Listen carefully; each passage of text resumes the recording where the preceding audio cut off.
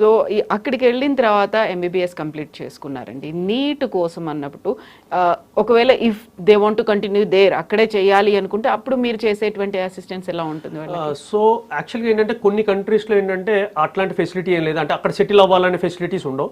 Actual especially వియత్నాంలో మాత్రం అక్కడ student settle అవ్వాలంటే కనుక they have an opportunity. So once వియత్నాంలో ఎంబీబీఎస్ 6 years కంప్లీట్ అయిన తర్వాత అక్కడ ఒక లోకల్ ఎగ్జామ్ ఒకటి ఉంటుంది. ఆ ఎగ్జామ్ కనుక స్టూడెంట్ క్లియర్ చేస్తే తనకు అక్కడ లోకల్ లైసెన్స్ వస్తుంది. సో ఆ లోకల్ లైసెన్స్తో దే కెన్ ప్రాక్టీస్ అక్కడ. సో ఆల్మోస్ట్ అక్కడ ప్రాక్టీసింగ్ డాక్టర్స్కి ఆల్మోస్ట్ మీకు 1.5 lakh to 1.8 lakh వరకు కూడా మంత్లీ ఎర్న్ చేసే డాక్టర్స్ ఉన్నారు, ఇది ఫారెన్ డాక్టర్స్. సో కాబట్టి మన ఇండియన్ స్టూడెంట్స్కి అయితే మాత్రం వియత్నాంలో సెటిల్ అయ్యే ఆప్షన్ ఉంది అక్కడ.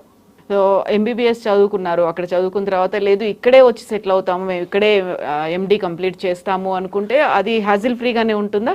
Hassle free madam. వన్స్ అక్కడ ఎంబీబీఎస్ కంప్లీట్ అయిన తర్వాత ఇక్కడికి వచ్చిన తర్వాత నెక్స్ట్ ఎఫ్ఎంజీ ఎగ్జామ్ ఉంటుంది, అంటే నెక్స్ట్ మేబీ కమింగ్ ఇయర్ లో నెక్స్ట్ ఎగ్జామ్ ఉంటుంది. ఆ నెక్స్ట్ ఎగ్జామ్ క్లియర్ చేసుకొని then they can get a licence here and they can practise in India also.